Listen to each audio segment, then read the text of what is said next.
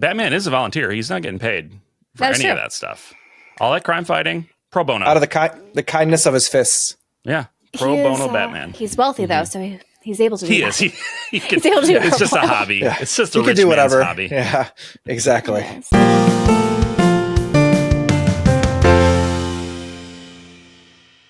Hi, everyone, and welcome to the JRPG Pursuit, a podcast for all things JRPGs. I'm Emily. I'm Branden. I'm Dallah. And today we are kicking it back and looking backwards towards the PS4 and what awesome games were on that system. And we figured that today would be a good opportunity to kind of give suggestions of if you are out there trying to build your PS4 collection or, curate it a little bit more, what are the top games we recommend that you seek out? It's really a good time to do it because prices are down and people aren't nostalgic for it yet. It's still basically contemporary. So you can get some really, really good deals. Yeah, exactly. I think a lot of us are kind of hurting when it comes to the economy right now. And if you're still, wanting to get some really great games, build up your collection because, this is a hobby we all enjoy. You don't want something like the economy to get in the way other than in this particular economy. Yeah. But living our best lives here. Be fun. Exactly. Yeah, and exactly. I know for me, I kind of missed out on the PS4 generation a little bit. Like I just was able to borrow my brother's PS4 Pro for a bit, and I could play some of the Trails of Cold Steel games when they're coming out and being localized here. But a lot of the JRPGs, I guess retrospectively started picking them up myself. How about you guys? What's your relationship with the PS4? I've been in love with it since the day I met it. And we had a beautiful whirlwind courtship. And I brought it home to meet my parents. And they were like, why are you showing us this? We don't care about this video game. This piece of plastic. Then we were married. And we've been happily married ever since. No, I love it. It's like my favorite. Does Jen know? I think Jen doesn't realize. She just learned there's just another now. Marriage. Yeah. She's listening to this in the future, and she's just learned it. A secondary marriage here. This is what happens. This is early enough in the episode. I'll give you a little peek into our inside of our house, okay, into our home. She's listening to the podcast as she gets ready for work in the morning. I'm lazy butt that I am still waking up. So what's going to happen is she's going to walk out of the bathroom, walk into the bedroom, and be like this. Like, oh, you're in love with the PS4. Right. This happened. This is in the future. This happened. I promise you. Anyway. PS4 might have to come sleep on my couch after this. or Branden. I don't know which one's going to happen. I'm in trouble. The PS4 is innocent in this. It's nothing. It's just a piece of plastic. It's honestly my favorite. It might be my favorite game console. Gosh, I never thought about it before I started talking, but it might be because just in terms of the quantity of JRPGs in particular, right? Along with like the other genres that I like. I've always been a Sony fan for a lot of their like action adventure type games. Horror games are, showed up big time on PS4, JRPGs. The only one that could claim probably to have more would be the Switch.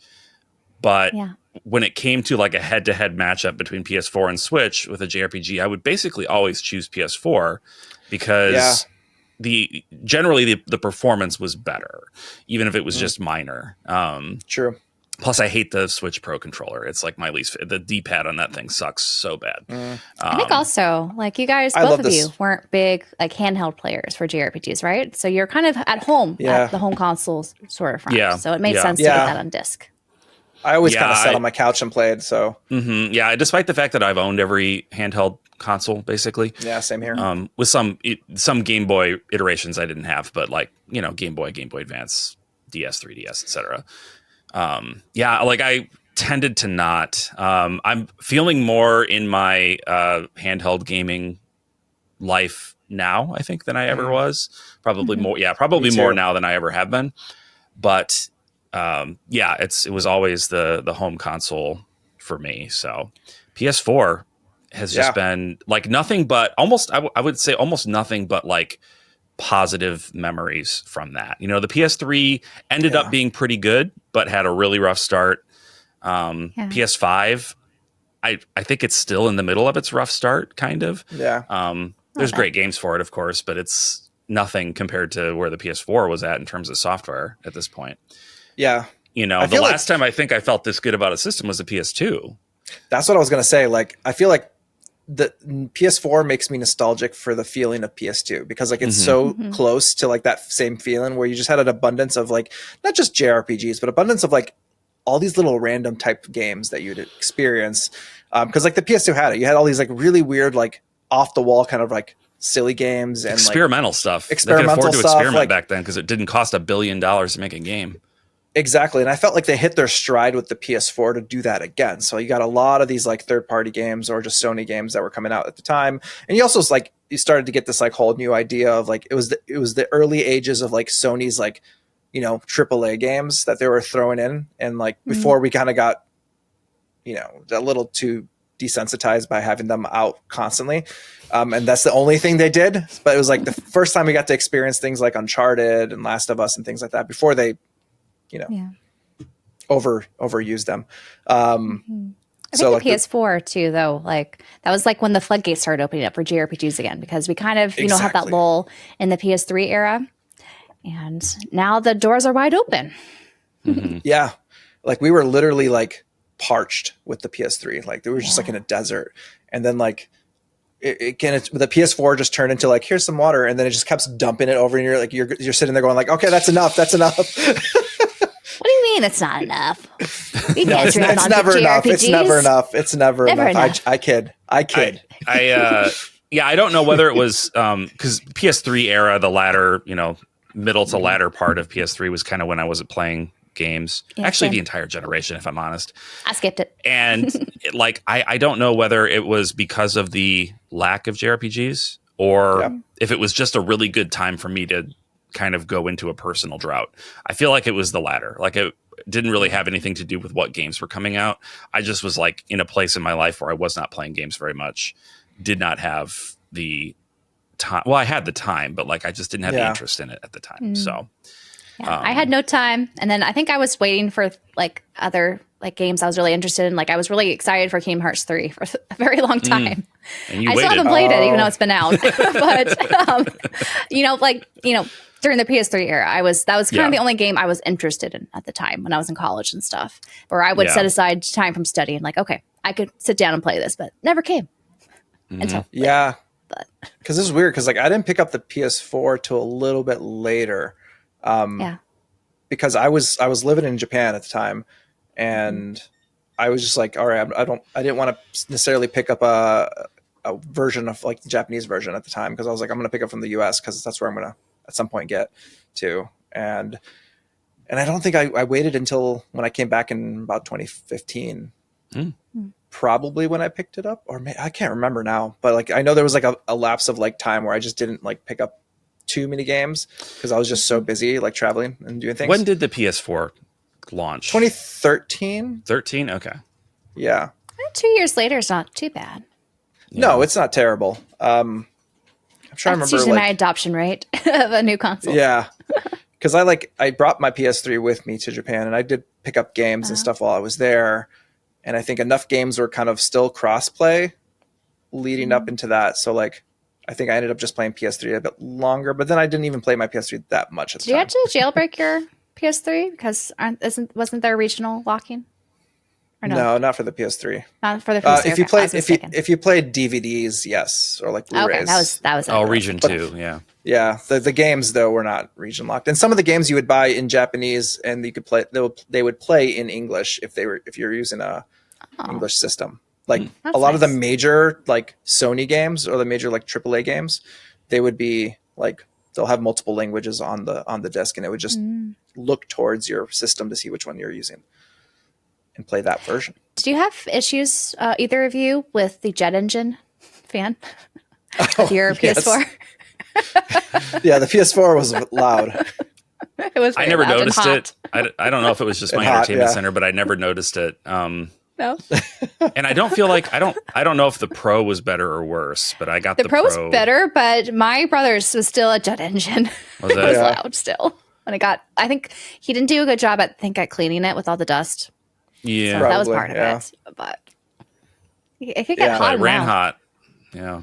Yeah. I mean, coming out of like the if you use the PS3 like fat one, I guess like you're still doing a little bit better. But if you're using like the PS3 Slim, that thing was pretty silent. It was. Yeah, I like that one. But yeah, I think we should get into some of our favorites. Yeah, some recommendations of maybe we should start with some of the exclusives of, at least for physical games, that you can't play anywhere else, and get those out of the way before we dive into some maybe more that are multi-platform that we think maybe, you know, preferable to buy on the PS4 than maybe some other consoles at this time. Yeah. Oh yeah. Who wants to start? I can start if you want. Dallah starts. Let's do it. Your first choice. All right, my first choice is going to be Sakura Wars. Sakura Wars. Which Sakura Wars. I think it is kind of stretching JRPG because it's a little more action based. But I would still say it's like still in the same vein of a JRPG. But that game is interesting because it was the first time Sakura Wars was not a tactical game. Because it's always been a tactical game. Yes. And we didn't get a lot of them here. We only got like I think there was on the Wii. Yeah, we got the Wii / PS2. PS2. Yeah. And I think we didn't really get any other ones. That was it. Like, That was it. So Long My they Love never got was translated. was the only one. I think Yeah, that's what it's so called, like, right? I think so, from what I remember. But we ended up getting this one, and I think it just it honestly flew under the radar. So like, by the time like I picked this up, it was like $15 or something. It was like, I got it on. I think I got around that price too, like 10 to 15. Yeah, it was so cheap to pick that up. Exactly. And it's a fun game. It's got like, it's the aesthetic of the game. It's got that really anime vibe. Like you're playing through these like, you know, these anime cutscenes, and you have basically you're playing this character, and when people talk to you, you have like decisions that you can make, but there's like a very fast time limit of what you can choose, and it really factors into like what's going to happen. So like there's consequences for your actions and how you kind of choose. Slapped if you say the wrong thing. Exactly. So it's fun to play through that, and it's you can get fresh and then they slap you. That's great. Oh yeah, I love it. But I think what the big appeal though for the combat though is you have mechs, right? That's always the cool thing about the Sakura Wars. All the mechs. Yep. I love me some giant robots, and any excuse to play with them, I'm always down. So all around, like it's like, I think you can only play this physically on the PS4. I can't remember. Is it digitally anywhere else? I don't know if it's digitally actually anywhere else. It might be actually fully exclusive. I think it is. I'm 99.9% sure it's exclusive. I think Brandon's looking that up. Looking it up right now. He will verify. Verify. Yeah, keep going as I look this up. And the cool thing is that it came with like some stickers. That is right. If you get the launch edition. Yeah, the launch edition came with stickers, and you actually got like a little artwork stuff in there. So like it's back when they actually had things to offer you other than a blank case. A nice, reversible cover or some inside cover art. Some of our games are not getting that these days. Just sad. I know. True that. Exactly. And the answer to your really answer to the query is yes, it was only on PlayStation 4.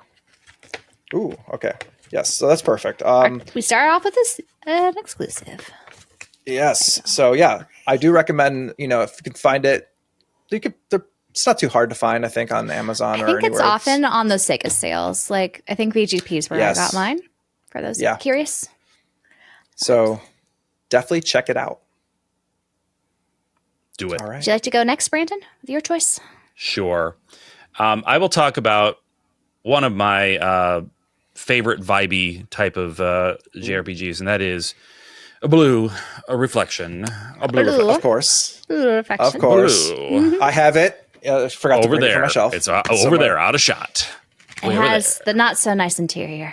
Not a nice interior for sure. All the legal jargon. Like, why? Yeah. I do know how your 90-day warranty that is long since expired. And then again in French for the French Canadians.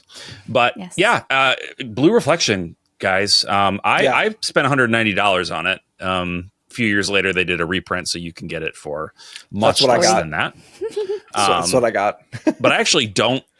I don't feel any regret about spending $190 on it when I did, because I played it right away and I really enjoyed the heck out of it. It's, it's a kind of a sort of Persona-esque in some ways, where you're like a high school student and you interact with your classmates and have like little bonding event type things like you might in Persona. But you are also like magical girls and you transform and go to this other world where you fight weird amorphous monsters. And, it seems really lighthearted. Like it's a Gus game, right? It's the people that make the Atelier series. So it feels, initially kind of like, I don't want to say lighthearted in the same way that Atelier is, right? It's not like bright and sunny. It's kind of more somber. But the premise seems like, high school girls, like it's going to be kind of a light touch sort of story. But actually, it delves into some like really kind of heavy stuff, like emotional character work that happens. It gets pretty dark. It gets pretty dark. There's the ultimate monsters that you have to fight, the Sephiroth. Not to be confused with the silver-haired dude. That's silver-haired dude. They're that big, horrifying monstrosities. There is just it's very cool, guys. Very cool. Highly recommend it. Of that anime, right? The parody on it's not really a parody, but that play on the magical girl theme that's very popular. Madoka. I can't say it right. Puella Magi, Madoka Magica. Dallah, yes, that one. And so I think if you're into that show, you probably would like Blue Reflection, right? Oh yeah, I think it's got a really good soundtrack. Hayato Asano, man, he does like very good work. And the Blue Reflection soundtrack, both of them, both games, there's two you can get on PS4. Both of them, just beautiful soundtracks. Yes. I love them. It's like very cozy in like a very melancholic way. It's nostalgic and melancholic, and it's hard to explain without just do it. Like just play the game and just kind of like be in it. Mellow stuff is so I don't know, spiritual. Yeah. You don't get a lot of that melodramas, so it's like you don't get a lot of that in games. Like you get like very like intense emotional scenes and things like that, but like just this like feel of melancholy through the whole game is not. It's not typical. You don't get many games like that. It's not typical, and that just like it's drenched in it, which is great. So in the best way. Pick it up. I guess I will do my next. I believe this is also exclusive to the PS4. We got Zanki Zero, which is a very interesting game. I've actually not played it myself. I think Branden has played it, maybe? I have. You have played it. Okay, so you can speak more to it. But this is more of like a survival JRPG. Like you actually tell, the characters to like go to the bathroom and stuff. And you have like limited resources when they are stranded like on this island or whatever. Yeah. It sounded always just so zany to me when people describe this game to me. So maybe Branden will do a better job at it. Saying how it actually plays. I can definitely tell you that all of that stuff is in there. I will admit that I turned it all off.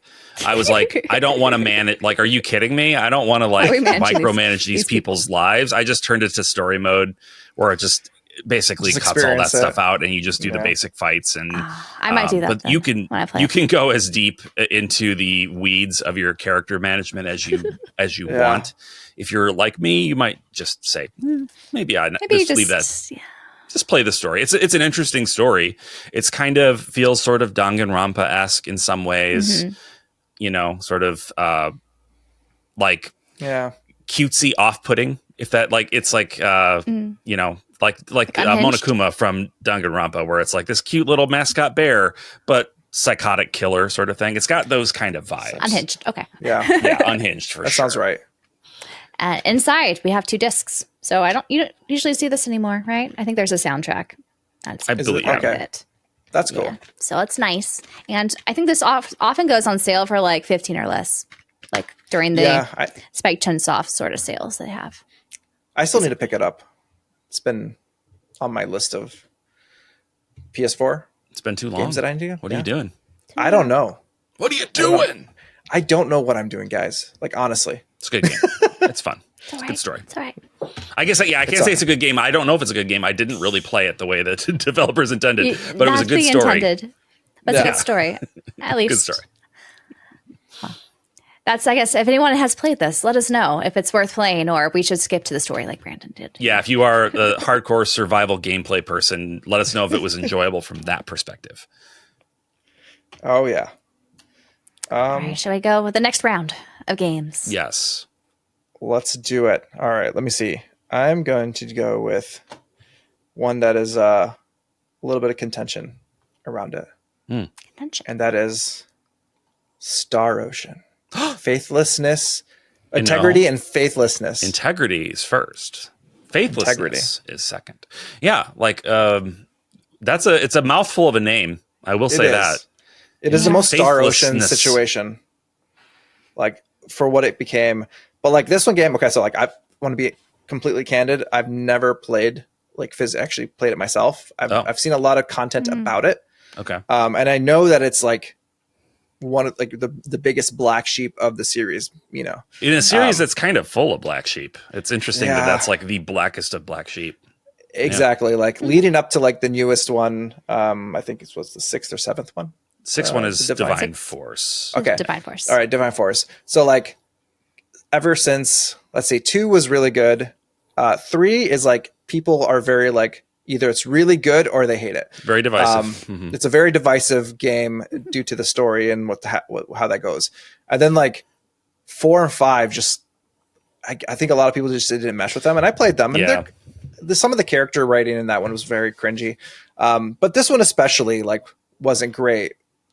I've got to sit down and actually one day play it. Maybe I'll do a review of it one of these days. But it is basically I think it's only. Is this on the Xbox as well, I think? Or is this just PS4? So I think it's Xbox, but yeah, I think it's Xbox as well. But PS4 is, I'm sure, would be considered the primary platform for it. Just especially for collecting, I would say. For collecting. Yeah.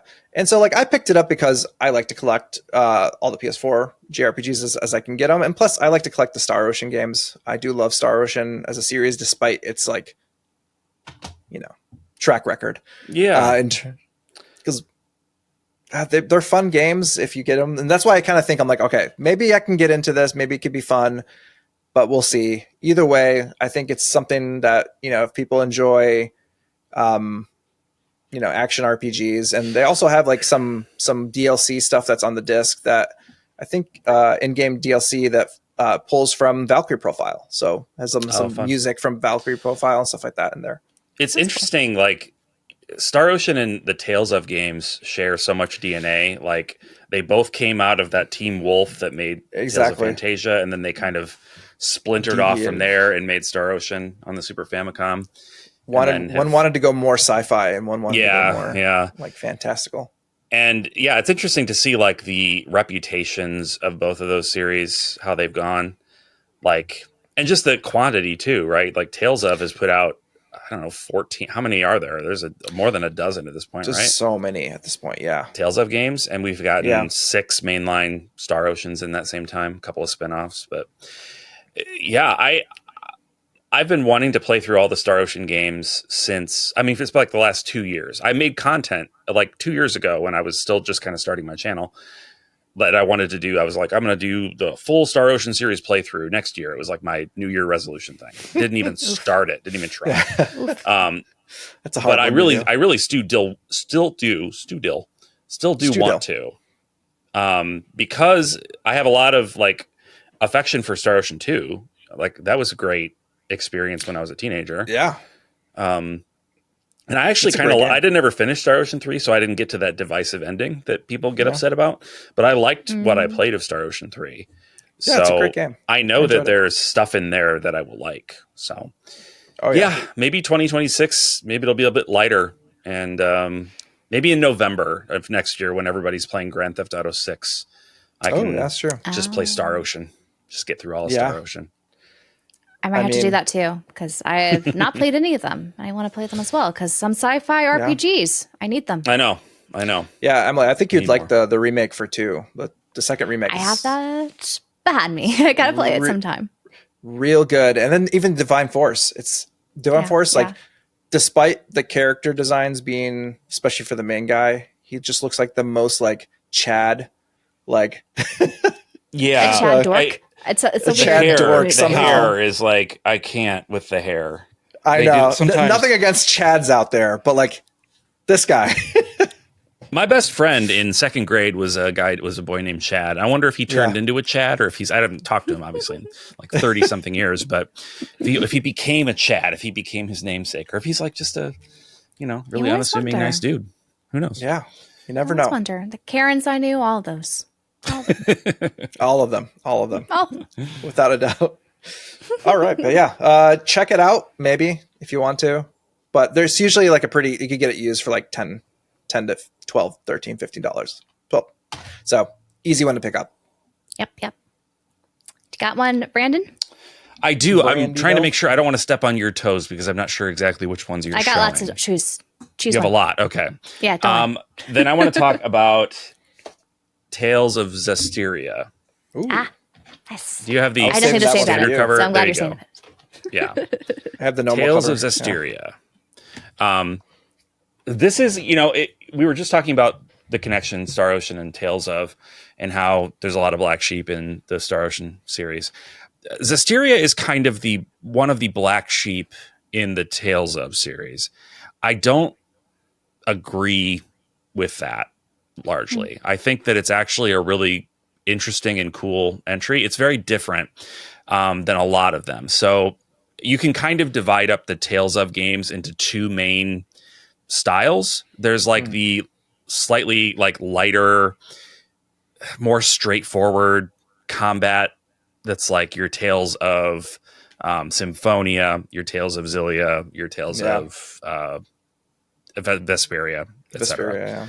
Yeah. And then there are the games that are a lot more tactical and combat oriented, and they tend to have a different approach. Like they share an approach, but it's different than the lighter games. That's like Grace's F and Zesteria. So Zesteria, when I was playing through the series in order, I played Grace's F and I really liked it. I was like, oh my gosh, this is like my favorite one so far. It's great. When I got to Zesteria, I was like, oh, this reminds me of Grace's F. And I really appreciated that because I thought the gameplay in Grace's F was the best. I liked it a lot. And Zesteria feels a lot more like that. It's got some interesting things that no other games do, like the fact that every character is partnered up with a sort of like angel spirit type other character. So it's, you don't get the biggest party in Zesteria because it's like just a few humans and a few of these spirit type creatures. I'm blanking on what they're called in the world of Zesteria. But yeah, it's a really fun combat system. I really enjoyed the story. I liked playing Zesteria first and then playing Berseria after it. Berseria is one of the few like directly connected Tales of games. Yeah. It's a like distant, it's like eons ago in the past prequel to Zesteria.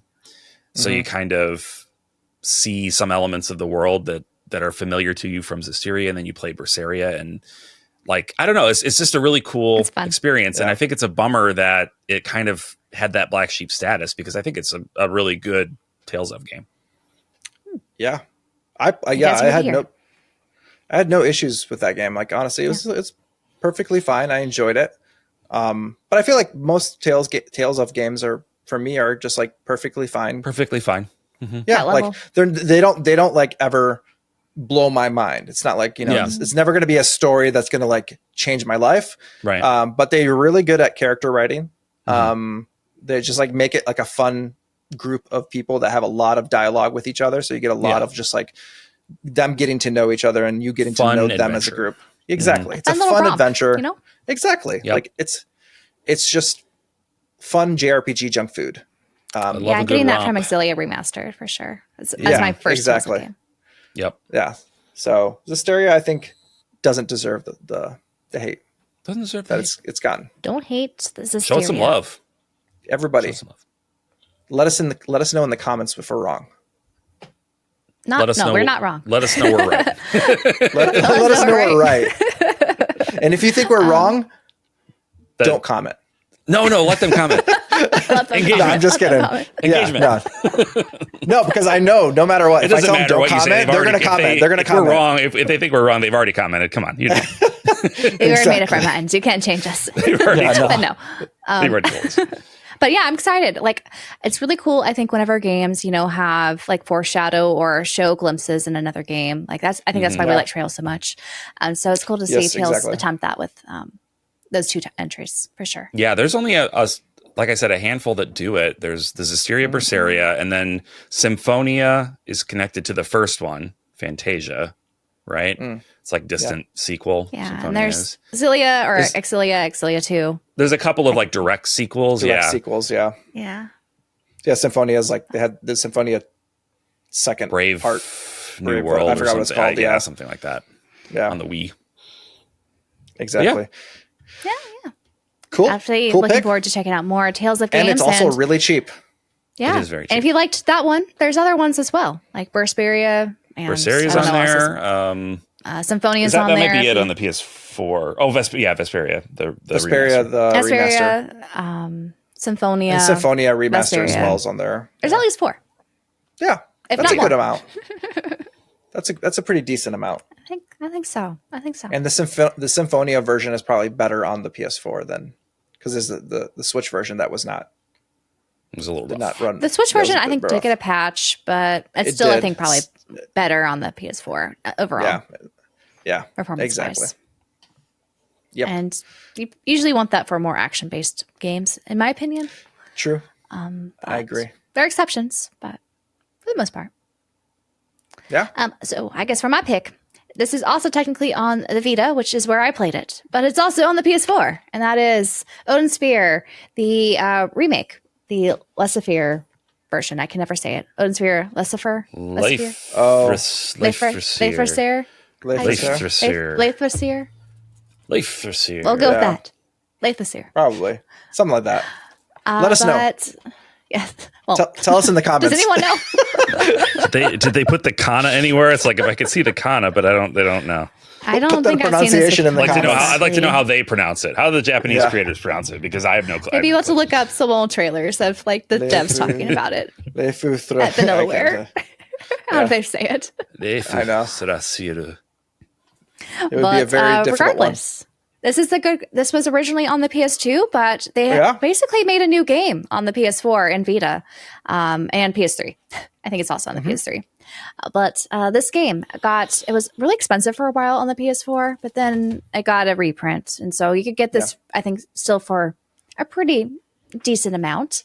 That's not too expensive, but this is a beautiful game. And if you like storybooks and kind of, I guess, the premise with the story is you have all these reoccurring characters, but they kind of have a different ensemble or role to play in each kind of chapter you enter in the storybook. And it's really kind of fascinating, the different perspectives or different ways, different like lights they shine on certain characters. So I appreciate that. Art style is beautiful, typical Vanillaware, of course. And it wasn't too long. I want to say it was like a 40-something hour JRPG. So not too bad. And the combat was fun.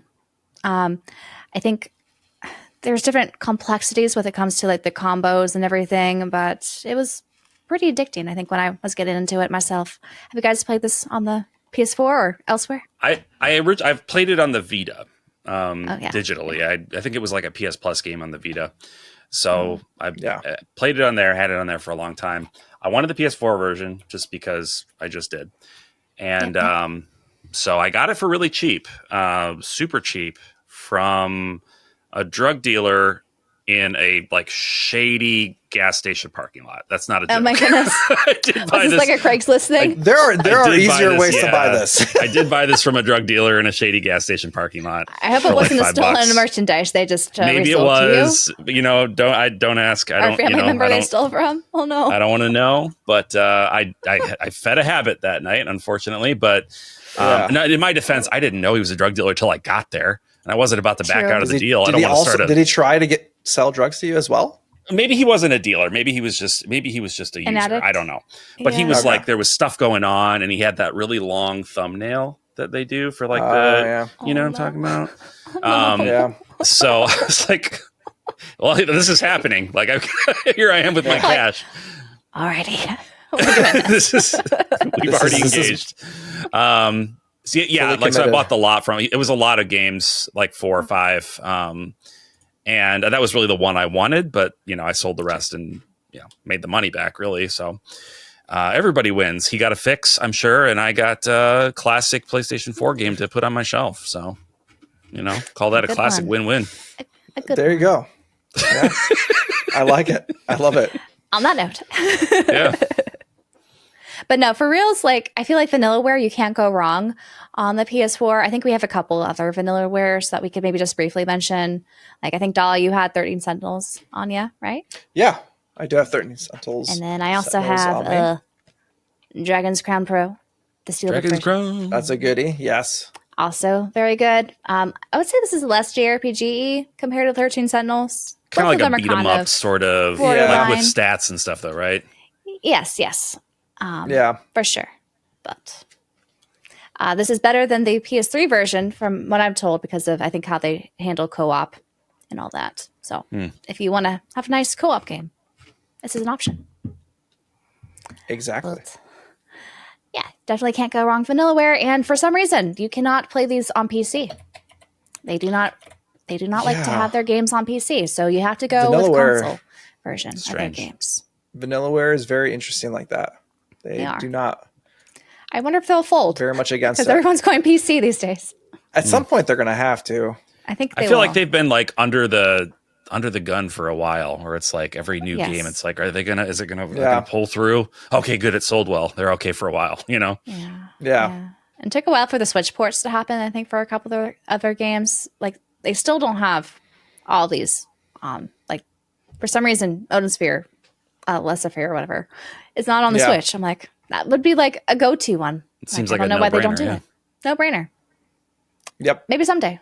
But anyway, the PS4 version. One day. Hopefully. Still accessible. Still relatively cheap, I would say, at this point in time. Highly recommended. Yes. Shall we make another rounds? I don't know if you have more games. I have more games. Yeah, I can always go. We can keep going. Keep going. All right. Let's go back to me. And this time, I will talk about Dot Hack. Goo. It's good. No.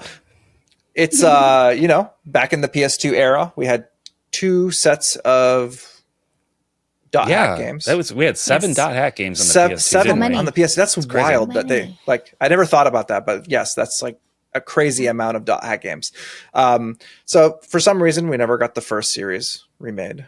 They decided to go with the second series to remake the GU version, which follows directly off of the first one, right? Like, it's connected, isn't it? It's within the same world, because it takes place in the world. Like, it's called the world. The world is called the world. In terms of the MMO world that you're in, and in this one, you play like as a character who, he first joins the world and he's on this adventure and he gets attacked by a PKer, which if anyone knows MMO language, that's a player killer.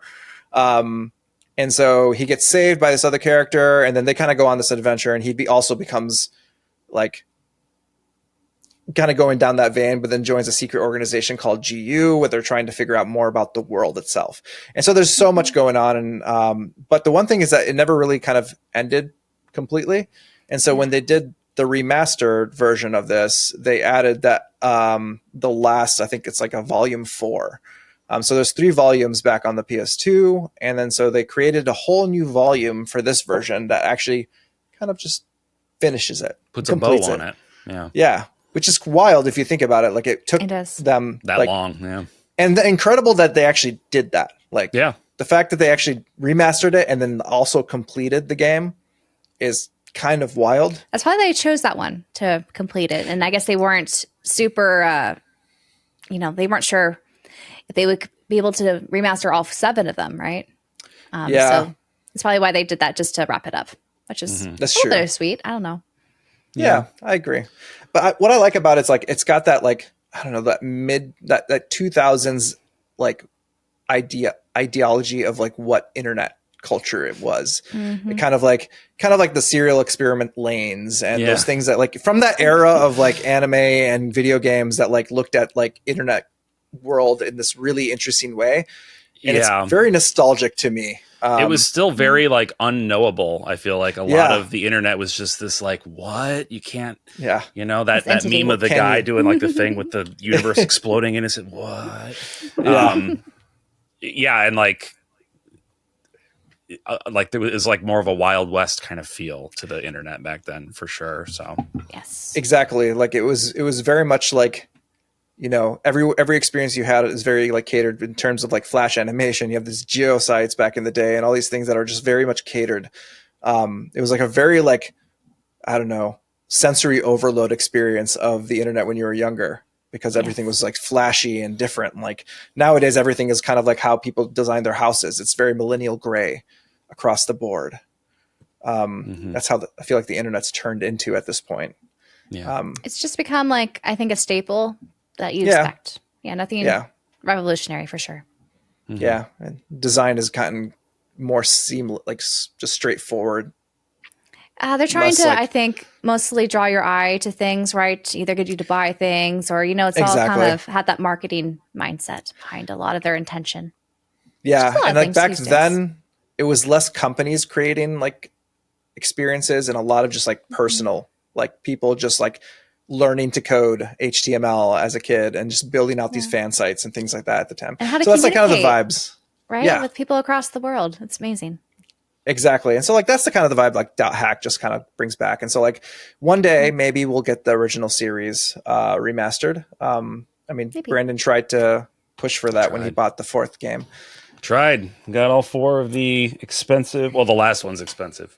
Yeah, last one's really expensive. On PS2, I bit the bullet for everyone so that they would inevitably remake it. But still nothing. So far, nothing Yet. We'll see. Yeah, but it's a good one and it's pretty cheap. So many games, right? This year. Oh, so man. next year. Yeah. Who knows what's going to happen next year, other than Code Vein 2, but who knows what else? That is definitely coming, but let's hope. But either way, it's a very cheap game to pick up. You can still find it like, you know, out there used, or I think VGP does have it sometimes, I think. I'm not sure. Yeah, I think on Amazon you could buy it for like 15 or under.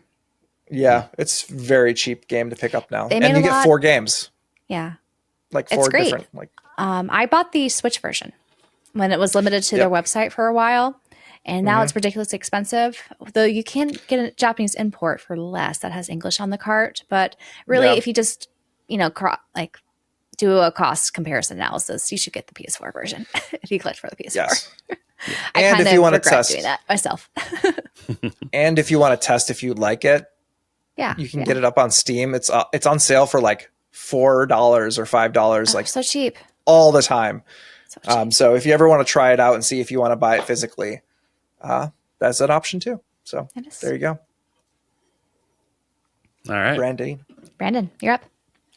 I was going to pitch Valkyria Chronicles Remastered on the PS4. Okay. Not this one. Yes. Not the Revolution. I do have that as well, but I've heard iffy things about that one. I'd like to try it for myself, but I can't be the only one putting out an iffy one. guys got to put out some stinkers too.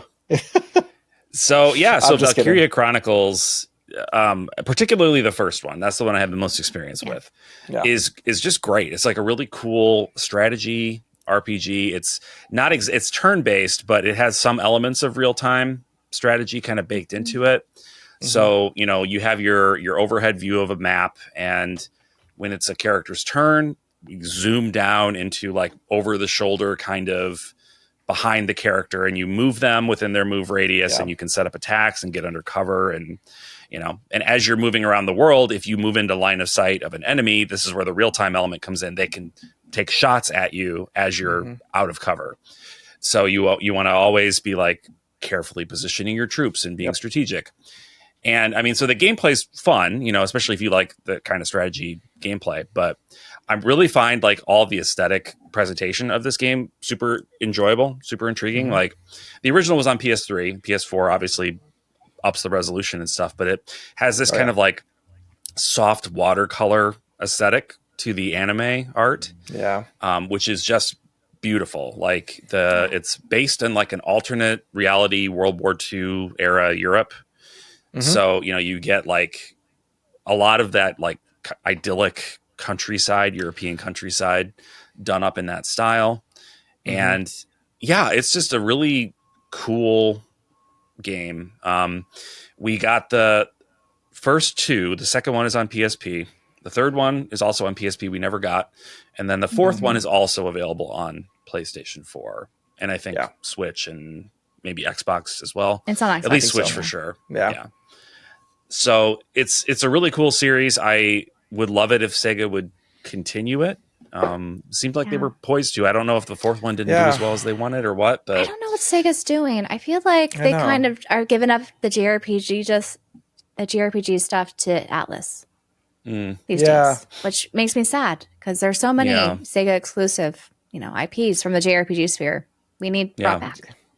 I know. I wouldn't necessarily be opposed to Atlas taking a crack at some of them if they wanted to. It seems like they just want to touch Persona like stuff. They want to just do their own, SMT and Persona. They're not looking to branch out to other IPs. But I never played the remastered version. I did play the PS3 version though. Okay. Like I have the PS3 version. I played the heck out of that because I got that the day it came out, and I was like very excited when I saw that in magazines back in the day. And I was like, this looks really cool. I love the aesthetic. The gameplay looked like a ton of fun. And I thought it was really good story, really cool characters, like interesting world. So I was really disappointed when like a lot of the other games didn't come out. By others games, I mean the third one. Well, honestly, I was kind of disappointed the second one was on PSP. Like nothing against the PSP, but it was a graphical downgrade for a game that was like so iconically beautiful. Like to have to take a downgrade in graphics was kind of like kind of and controls too. Yeah, because like I don't know about you guys, but that nubbin, I hate that nubbin. I can't do that. I don't like the nubbin. I don't like the nubbin. I don't mind it for especially like strategy RPGs. Like I like them in handheld personally. But with strategy, I would always use the D-pad personally. But like but this one like you have to move around. No. I'm like not a D-pad enthusiast, sadly. I don't know why. Really? I use it for some things, but not for a lot of things. I mean, most of the like when you started to really get into games, mostly D-pads have been relegated to like menu navigation. Like they're not really used for much gameplay anymore. That's true. You did use in the Game Boy. Well, that was a Nintendo. Weird. That was a Nintendo D-pad, and they up until the Switch made the best D-pads. But golly, they did. I hate the D-pad on the Switch Pro controller. I hate it so much. Anyway, if I'm playing like a retro styled game, let's say like even the remasters, like I was playing a little bit of Lunar 2 the other day, and I just can't use the joystick because it's like it feels weird to do like in a retro world. It does feel like incorrect to me. Yeah, I don't know. Like in a 32-bit or anything that's like 32, like 8 to 32-bit, like it just feels wrong. Almost. I'll use them on PlayStation, like PS1 games, because most of those I had. PS1 is fine. But if it's like from Final Fantasy 8 onward, from Final Fantasy 8 onward, I would use the stick. Yes, maybe it's because I grew up with the PS2 controller as my first controller. That's my thinking. Is that was kind of your that must be it introduction? Because on Hollow Knight, everyone was telling me it's so much easier to pogo with the D-pad. I'm like, I can't do it, guys. I have to use the analog, and so I did. Oh yeah, yeah. No. Even for me, like in fighting games, I like to use the D-pad. Even though, like if I'm not using like a stick. But like, that's all. I tend to use a D-pad on there because I feel like I'm more like precise when movements. When the character, that's my thing is like when the character moves digitally, I want to use a digital pad. I guess like if they can only move 8 directions, then that feels more right to me. But if they have like in Dragon Quest, the 1 and 2, the HD 2D, like technically they only face 8 directions, but you have full fluid analog movement any direction you want to go. So 100% would use I use the stick for that. And this Suikoden remaster too. I think they made it so it's fluid more. There's more. There's more fluidity to the movement there. I agree. But it really depends on how they do it. Yeah, I didn't mean to bag on the Switch Pro controller D-pad twice in this episode. We're not even talking about we should change the title. We're not anti-Nintendo, guys. Just getting my jabs in on that worst, mushiest gamepad. It is the mushiest gamepad. I hate it. Like is the Switch 2 Pro controller better? I think it's slightly better. Is it? Really? I think it's like. It's not the same? I think it's just like. I think it's slightly. That's what I've heard. It would need to be a lot better to be worth. I don't think it's still good because it's new. It doesn't feel so bad, but if they start using it, it'll kind of degrade. I don't know. I also ever since Xbox introduced the asymmetric controller joystick setup, I don't like the positioning of the D-pad in relation to. Yeah, I don't. That's why I didn't want to pogo on this controller. All night. Having it down here feels weird. Yeah. I somewhat like the D-pad on the Xbox. You like it lower? But I just like how clicky it is. Oh, it's clicky buttons. It's clicky. Yeah. It's like it's not mushy. It's like the furthest from mushy. You rock it. It kind of moves back and forth and it's sort of like the Genesis style where it was more of a rocker. Exactly. It reminds me of a more refined.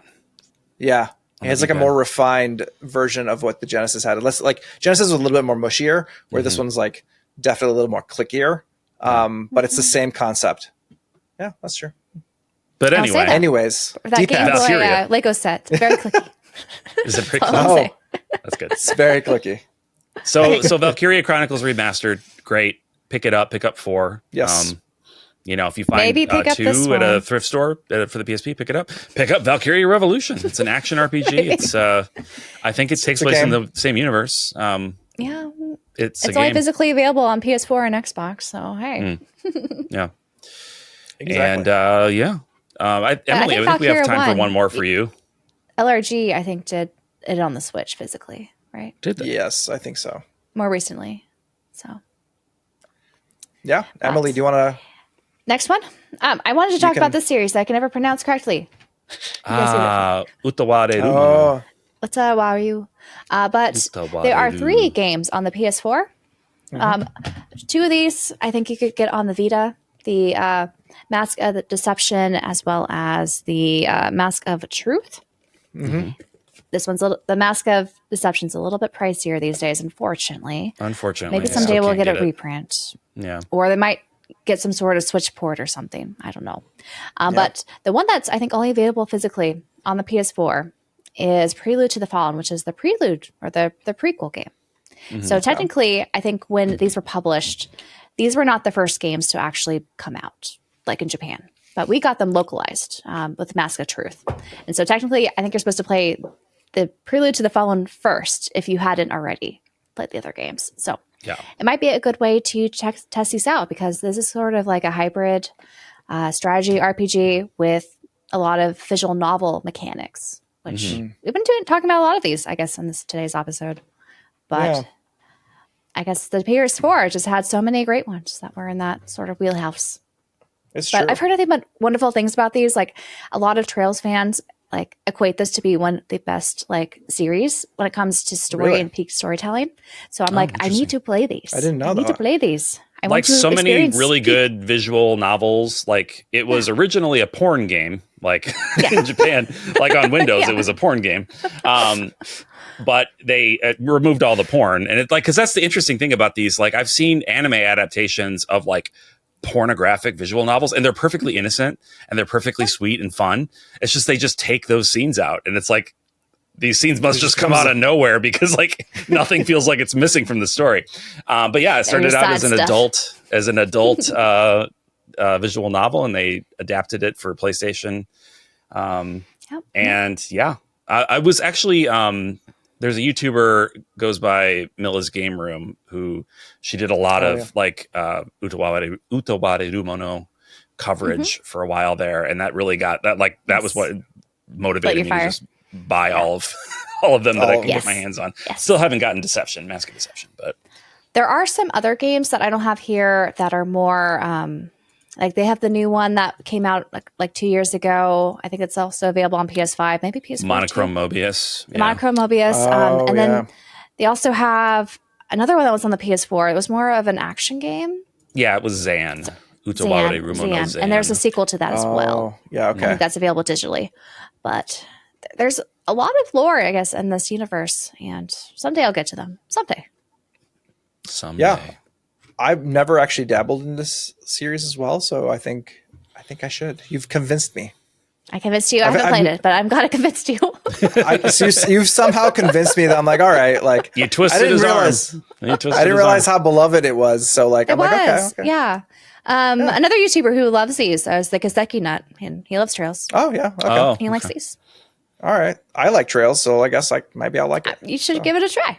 See if you like them. Give it a try.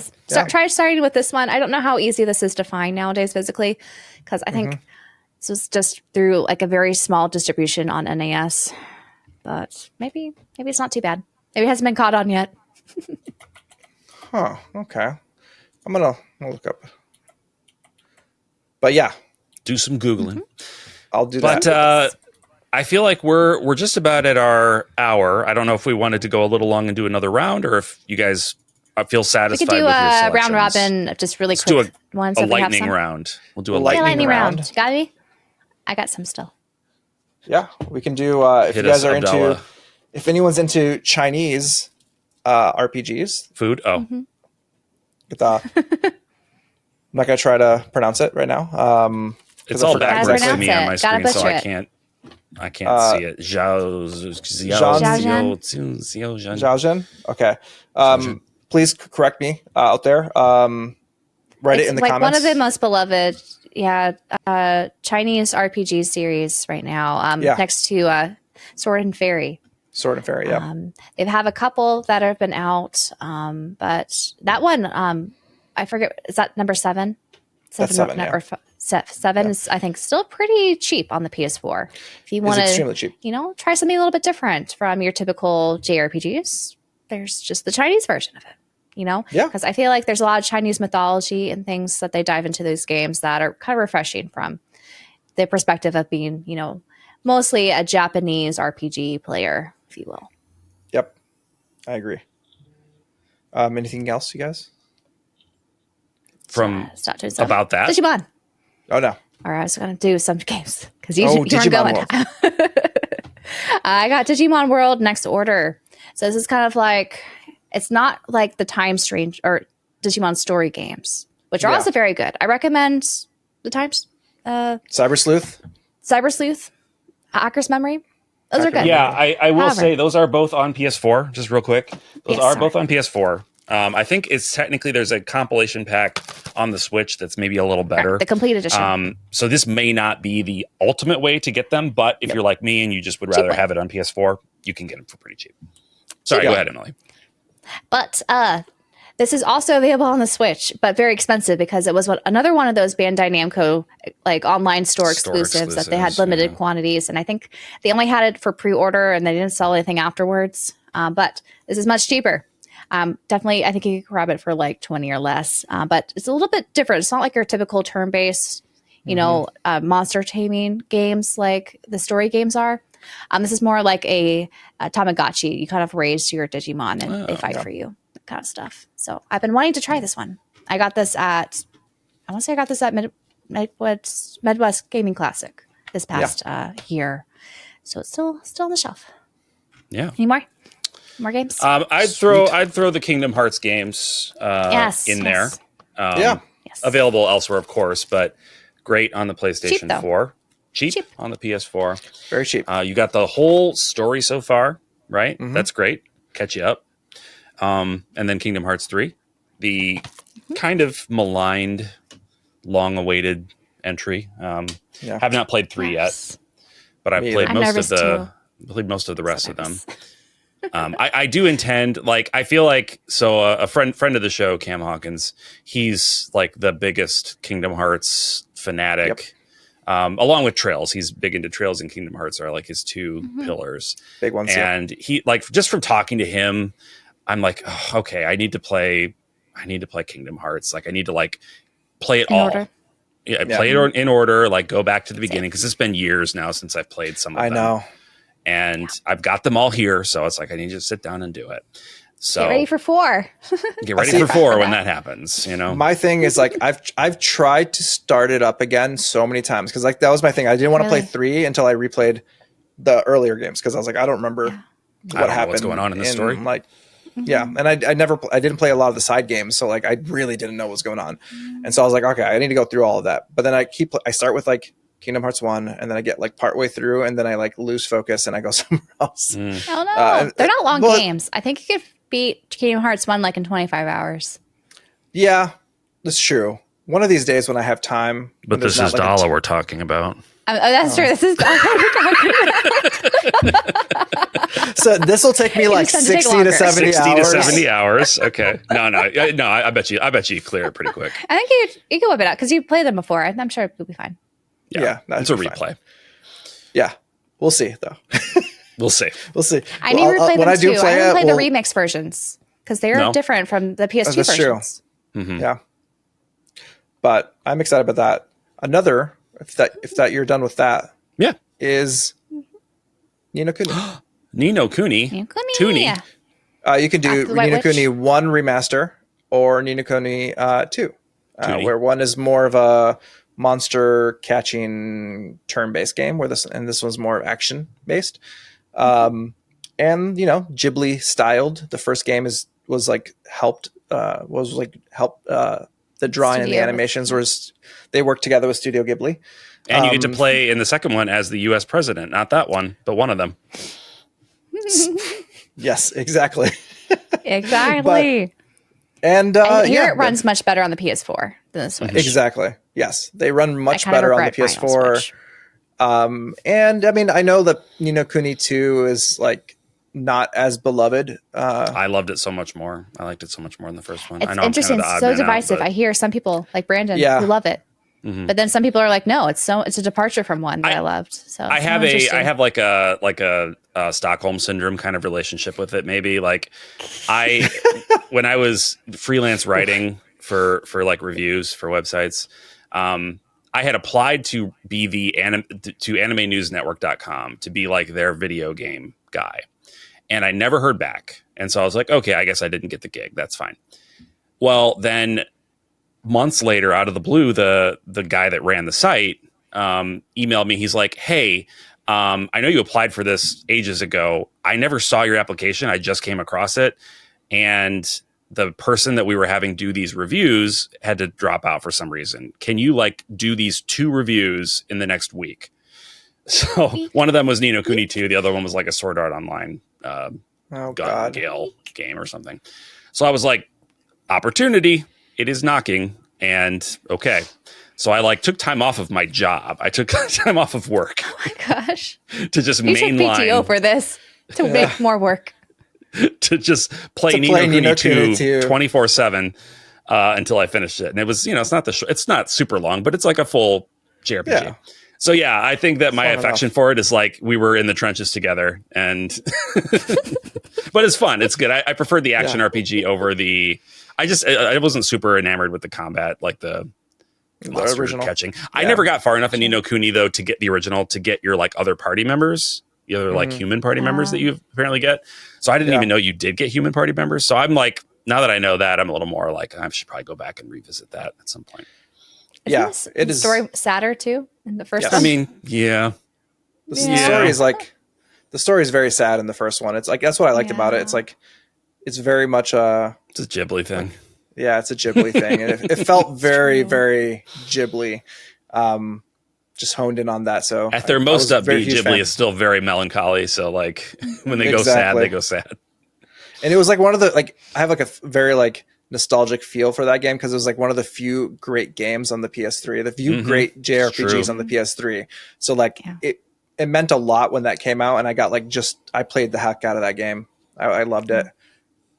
So yeah, Ni no Kuni. It's a goodie. It's a goodie. Oh, actually, Dallah, do you have The Secret of Mana? Is that like a PS4 exclusive remaster? Oh, that is. It's not supposed to be very good, but you can get it still. I don't have it right here. But yes, you can still get it. It's not that expensive. There you go. Branden has it. Yeah. It's not great. No, it's not. It's got something. Yeah. The thing about it is I feel like it kind of missed the point of like what you can do with a remake. Like they pretty faithfully recreated the story, which is like you could have definitely taken some liberties here, guys. Like there's room to play around. But it was so cheap. Like you could tell it was just so cheaply made. The characters, like they don't animate, like their faces don't animate when they're talking, and it's like voice acted, so it's extra weird. And so it just felt like a really budget presentation. And then the combat, like one of the things about Secret of Mana is it's a lot of fun, great game, but there's a lot of glitchiness to it that just like they didn't catch, and it's a pretty glitchy game. And all of that, it still feels like that in the PS4. You're still getting the same kind of weird quirks in the combat that you did in the Super Nintendo. It's like you could have fixed this up so good. it's like they did a complete 1-to-1 remake with like all the good and bad. And they realized their mistake. So wonky. Yeah, like they realized that was a mistake, because when they remade Trials of Mana, they fully overhauled so much it. Better. True, and it's like, cool, wow, okay, great, big time remake. But yeah, Secret of Mana, like Jen and I played, my wife and Jen and I played this together, and it was fun. We had fun together playing it. It was a fun little co-op experience.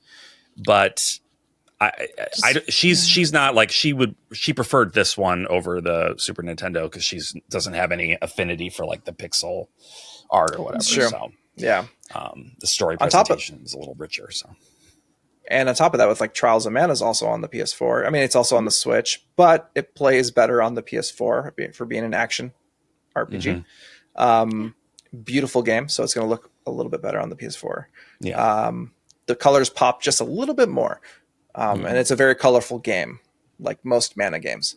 But yeah, that's another one. Yeah, I wanted to bring that up because I think that's also exclusive physical on the PS4. Someone wants to mention it. Some other, I guess, physical exclusives on the PS4 is Final Fantasy 15.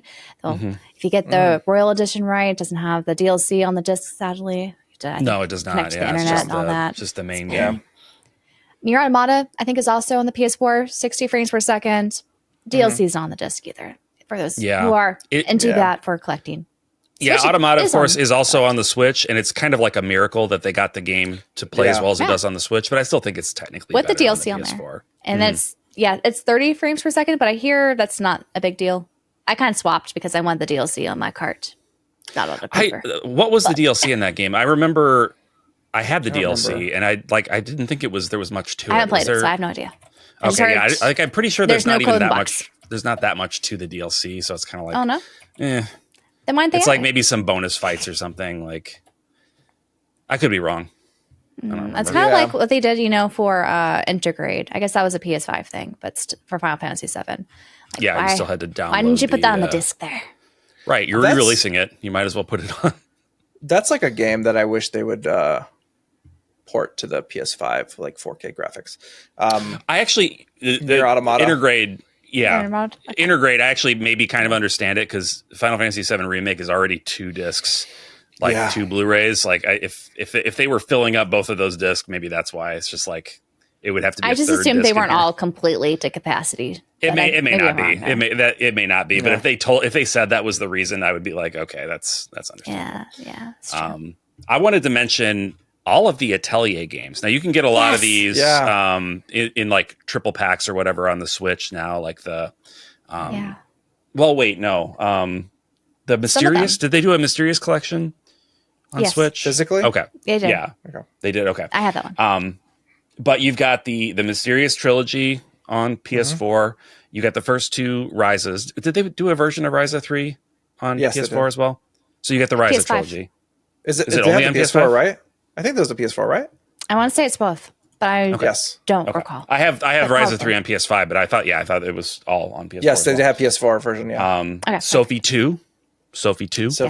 Yes. Luluna. And Lulua is also on PS4. One of the issues, though, for Atelier is once they're kind of out of print on the PS4, they don't always get reprinted because places like VGP, they prioritize Switch reprints over PS4 reprints. We saw that also with, I think, we talked about Blue Reflection for the first one. Like the second game hasn't had a reprint on the PS4 for a long time, so I think it's kind of expensive now. Unfortunately, has it gone up? Counterpart. Yeah. If you're patient, it can happen. Like this, I did get reprinted. I think it will from VGP. So if you're patient, honestly, if there's demand, they'll do it. Yeah. I waited for Ryza 2, and now they are making the new version. So here you go. So the DX versions, that's true. Bother VGP, send them an email, be like, hey. Get your friends. The to do DX it. versions Create are a bunch coming out of- today, actually, right? Yeah. November 13th. November 13th. Hop on yes. those. Yeah. Oh, yeah. Get to I was it. going to say, wait a minute, today. Today, as in I you think guys in are the watching future, it guys. The today. day that I you're think in the future. watching. We're in the past. We're We're telling in the us past today. right now. You guys don't even understand what it's like here. We have to like mill our own grain. It's so bad. It's so weird. bad. Branden keeps churning butter. It's like I'm he just won't stop. all day just turning We're just butter. in the and Amish country now. It sounds like. He chants fancy things. He chant fancy things like electricity. So, Yeah. Anyway, we should wrap this up. We anyways, should. We on talked that about a note, lot of great, I think, Yeah. PS4 titles. We didn't even talk about Trails much. Gold Steel is on the Yeah. PS4. Go play There's it. a lot of Trails games on here, guys. There's a lot of gold The steel. crossbow Let's- games. Probably should get that in the Switch. Don't Switch. get The that in Switch the PS4. versions. Don't get the PS4 I'm sorry. versions. Yeah. Just You can still play it though. I mean, you Yeah. can get them on the They PS4 exist. like I did for shelf continuity. That's did fine. too. And the Steel But they play better on Switch or PC. They do. I got the PS4 because I pre-ordered that before they let us know that there was a about difference. the information. How they're Yeah, different. so like they gave out that information post and it was already sold out, and I was like, I'm not giving up my special editions, and so like Yeah. I committed to it, and then I just the rebought steelbooks them. and the Blu-ray. You got to get the Exactly. shelf continuity. Blu-ray It's shape. important. You So want I just that. rebought the games again because I'm a crazy person. I like we double all dipped, are. yeah. Yeah, 100%. But Anyway, lots of it's great been a games. pleasure, guys. Lots of games Yeah. to play on the PS4. Hope you guys enjoyed our picks. Let us know in the comments what picks that you guys have, or if we haven't, if we didn't talk about your favorite pick, let us know. Call us out. What are Put the them must down do? there. Yeah. You're doing Let a everybody service else know. not just for us, but for everyone. If you put them Everybody- Which one would you yeah. prefer on PS4 over the Switch or other modern consoles that are available? Let us know. Yeah. Let us know. And with that, take care, everyone. Bye-bye. Also, Bye. members, we have our Pursuer special episode up next. So She did not want this to end. She did not want this to end. I felt the I felt the pull that we should have said the members, but it was such a beautiful ending. it was good, but then I'm like, no, we're saying it. Wait a minute. No, yes. Well, thank you to all the members, of course. As always, you. thank you so much for what you do for the show. We really appreciate it. If you want to join, please join. Join us in the Discord, hang out. Book about club Golden this month. Sun. We're talking about Soon. Golden Sun. Yeah. So I got to get Playing on. it on I got to my- get on that. I got to get on some Golden Sun because Playing that on my pocket right now. Nice. Not far, be prepared. but yeah, it's good. Yeah. It's good stuff.